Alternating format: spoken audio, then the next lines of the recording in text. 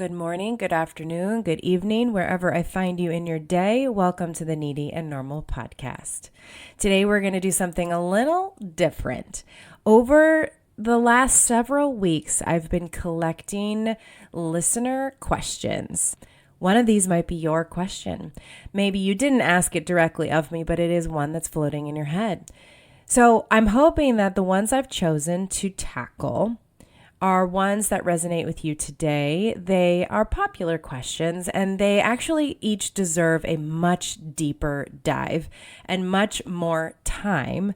However, what I'm going to be able to do today is give you a starting point. Now, hopefully they're helpful, at least to get you going, if this is something that works for you or is needed for you in your life. And if, of course, you want to go deeper on this, that's what I'm here for. And if nothing else, maybe today you are left with healthy questions for yourself. Like, yeah, these are things I've actually considered. These are things I've wondered. Or perhaps as we get towards the end of the year, they're really actually that much more important. So you can think about how you want to begin the next year. One thing you're not allowed to do today is be mean to yourself. I get it. If these questions are answered and you think, shoot, that's me, I haven't done any of that. I get it. You're a human, but don't do that. Not today. Take it in as this perspective.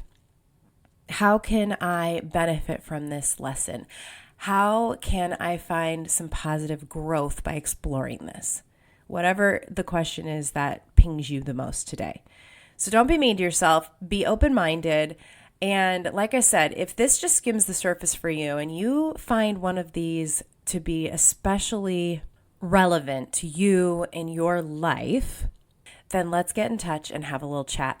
I am still offering a free 30-minute session to listeners. All you have to do is email Ashley at ABL Life Coaching and say, hi, I'm a listener of the Needy and Normal podcast, and I'd really love to explore coaching with the free 30-minute session. No, you don't have to become a client. You can just do it, just to explore and have some fun with it and see how it feels.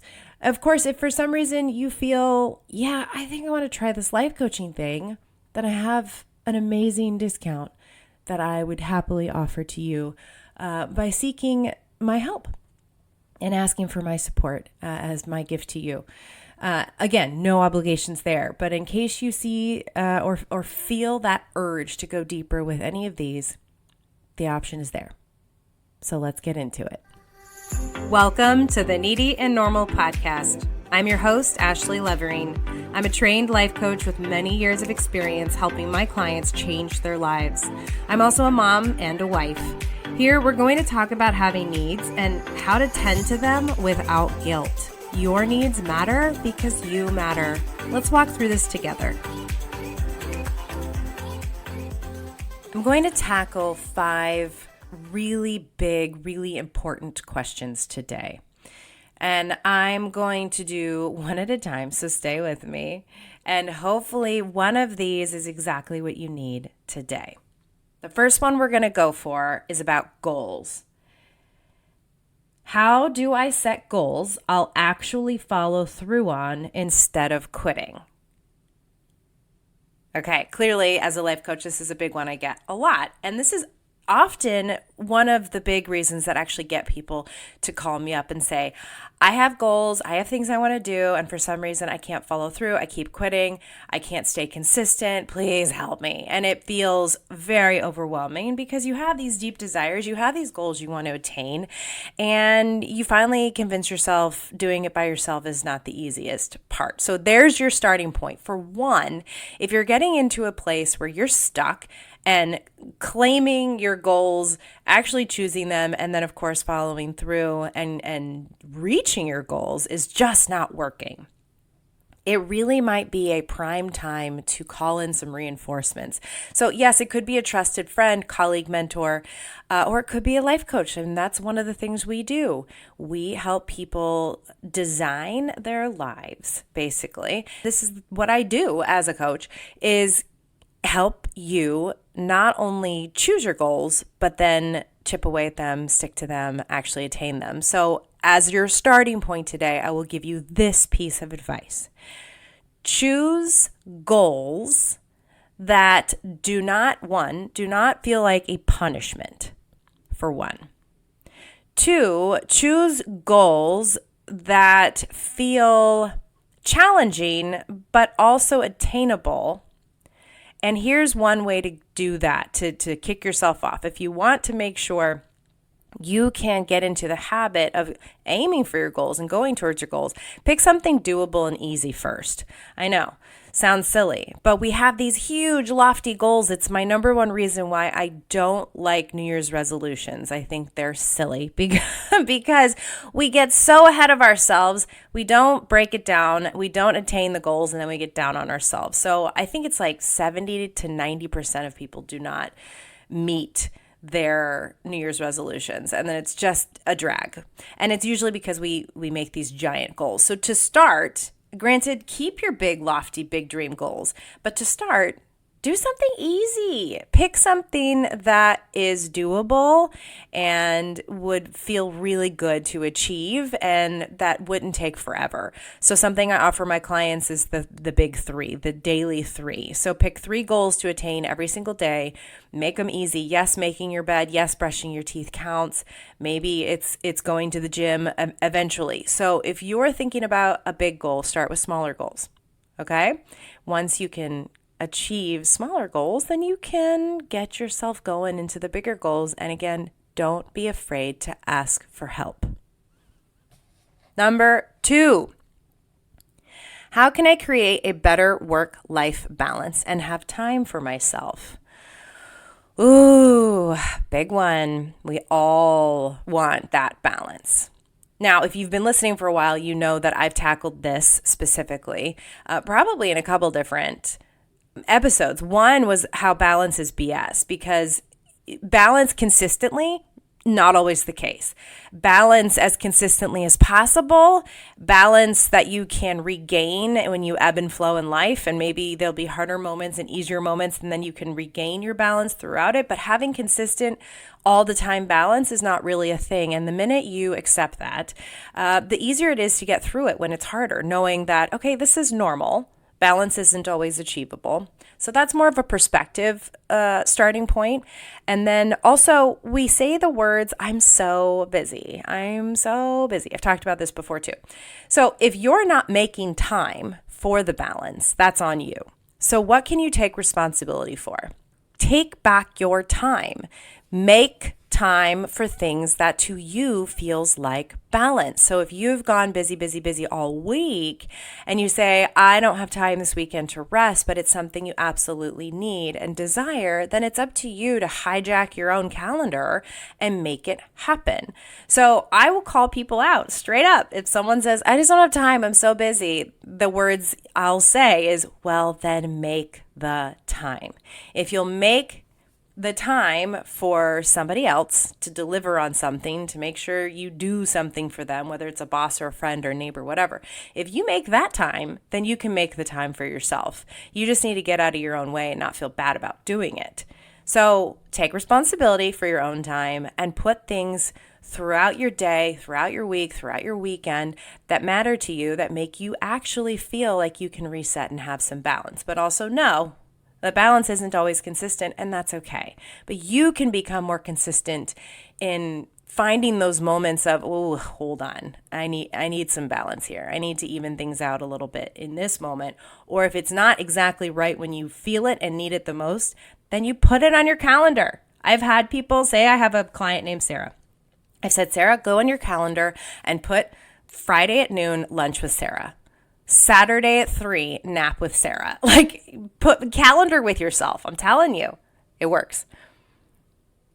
Number 3, how can I improve my relationships and communicate better with the people in my life?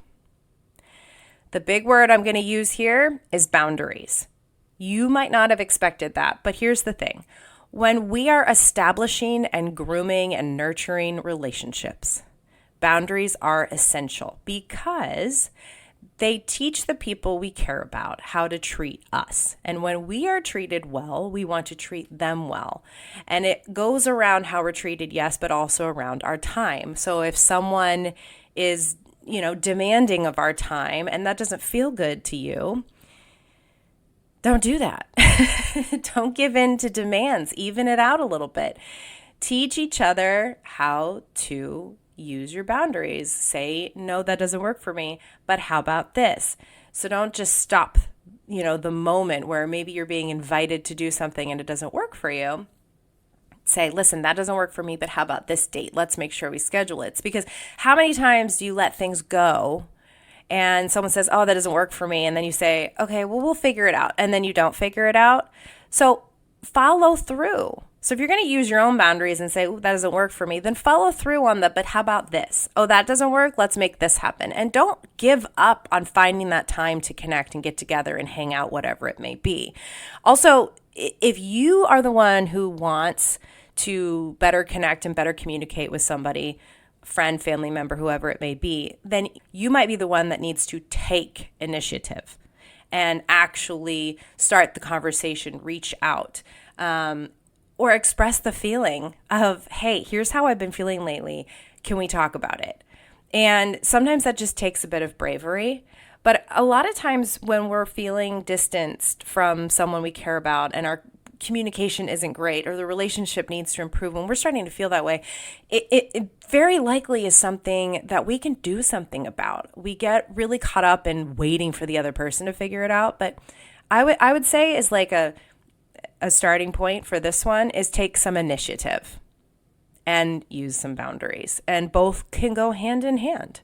And of course, if you want to get deeper on that, we can do that because relationships are the essence of life. We need each other. A couple episodes ago, I think I talked about connections. They matter. Number 4, how do I manage stress, overwhelm, and burnout without falling apart? Ooh, my overachievers, this is probably the number one reason people come to me is they get to this place of I'm stressed out, I'm overwhelmed, I'm worried I'm burning out, I don't want to fall apart. I have a lot of people who rely on me, work, family, all the pressures, right? And it's just so much. And I don't want to lose myself and I don't want to fall apart. Oh, this is such a tender question because for someone who is high achieving and really likes to check all those boxes and succeeding is a normal way of life, it is really hard to come to terms with the I'm not okay moment and I got to do something before I fall apart because I also don't want anyone knowing I'm falling apart. And that could be your big mistake. People might not look at you as weak when your vulnerability comes through. They might actually see that as a strength for showing it. And it can be incredibly encouraging to other people to realize it's okay to have your moment in life where not everything's okay because it's normal. It's normal to get to a point, especially when you push it all the time, to feel like, oh shit, this is a lot right now. So while this is a big one to pull apart, I will tell you this. 1, please honor your feelings. Please notice and love those fears and those upset feelings and those negative moments and those emotions that just weigh on you. Just look at them. Emotions are waves. They peak and then they fall. But if you don't look at them and you don't love them and you don't tell them they're okay for being there, they will stick and they'll feel very uncomfortable. So if you're in this place where everything feels like too much, just find a quiet moment to recognize that that's okay. That there's nothing wrong with getting to that place. There's all kinds of good reasons behind it. You've pushed really hard for other people and to be successful and to do good things and to make things happen. And that's awesome. And good for you for working hard. But also you're facing at the same time when it gets hard. So honor those feelings, honor that moment, give yourself a hug and know that it's okay to be vulnerable if other people see or know that things are not totally okay for you at that moment. You can say something like, listen, I'm in a moment in my life where things feel like a lot and it's going to take me a beat to get through this. And maybe you need some help. Maybe you need some support. my high achievers, a lot of times I tell them, go get a healthy distraction for yourself. Just peel away from life as you know it. I know it feels scary to put things down, but put things down even for an hour and go find a healthy distraction. If you want to talk more about healthy distractions, I'll give you an example. Go see a movie with someone you like, okay? Or go for a walk with your dog or your neighbor or nobody. Healthy distractions. And the other thing I would say, like I mentioned, is notice those emotions and let them be seen and let them be acknowledged. Because if you think about when you're a tiny child and you get hurt, everything's better once your mom or dad or teacher, whoever it is, says, "Oh, did you hurt yourself?" "Yes, I did." And then there's this incredible relief. Think about that. We still operate that way as grown-ups. We still need to recognize what we're going through so we can release it. So like I said, this is a big one to dig into, but hopefully that was a good starting point for you. Blah, blah, blah, blah. Okay. And number 5, how can I figure out what career is right for me or whether I should change jobs? This is another big one for what I do specifically as a life and transition coach. People come to me all the time thinking, oh my gosh, I hate my job, but I need it. I need it for the money. This is what I went to school for. This is what my parents expect of me. There's all kinds of reasons why we stay in a job and scare ourselves into staying in a job.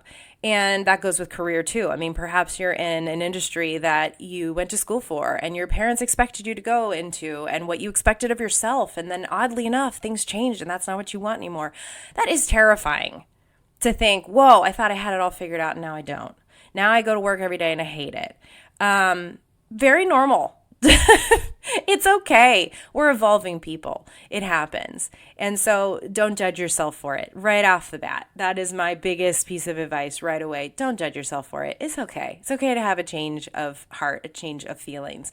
Now, there is a difference between losing motivation because you're going through something that is taking you down into a dark place, and maybe you're experiencing some depression, and that needs to be explored before you go quit a job that you might actually love, but you're having a hard time right now. So try and see if you can get clear on, am I just having a hard time, or is this really truly not for me anymore?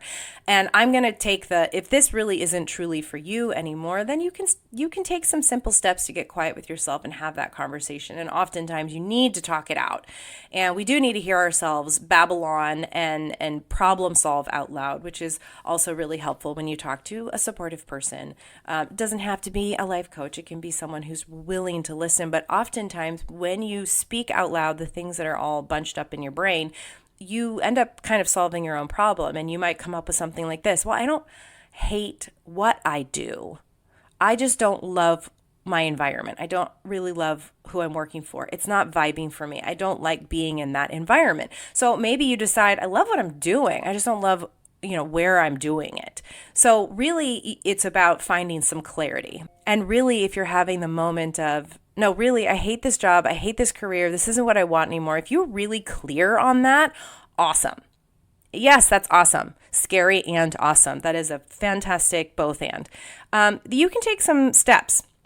But break it down. I've said this before on the show, and I use this in with most of my clients. If you can simplify things to start, or even simplify things overall, give yourself a clear path of, well, this is how I feel, this is what I want, and this is what I can do. Make it an easy to follow map and start small. We can go back to the goals question. If you can knock out 3 goals a day that feel doable and positive and satisfying at the end when you get those done, great. You can eventually take that into a bigger scale, especially with big decisions and big changes like what you're going to do for work. So obviously it's a starting point, but the clearer you can get, the better you're going to feel about taking next steps. And you know what? Sometimes you're not going to always feel clear. It's just about taking steps. Making something happen, even if it's something small. Tiny little shifts can give you the clarity that you need. And sometimes, let's go back to the burnout question, you need to peel away from normal life as you know it for time spent doing a healthy distraction, because honestly, when we give our brains a break from the heaviness of life, that's sometimes the best time for clarity to come into focus as far as making decisions and next steps. But as always, don't be afraid to ask for help. And these are only 5 big questions, right? I have tons of these. I would answer them all day long. I'm going to keep it here. If you liked this type of episode, please tell me. Please leave me a review and tell me I like the episode where you answer questions from listeners, because I'm happy to do more of this. Again, they're just skimming the surface, but it's what I do. It's my jam, and I'm very happy to show up for you and share my wisdom and advice and experience with clients and things that could probably work for you. I'm here for it. And thank you for showing up today. Your needs matter because you matter. Take care. Thank you so much for showing up and listening today. Please rate and review the show before you go. And if you're curious about coaching, visit ablifecoaching.com. I offer free initial sessions, and I'd love to show up for you. Follow Needy Normal Pod and ABL Life Coaching on Instagram, and I'll catch you next week.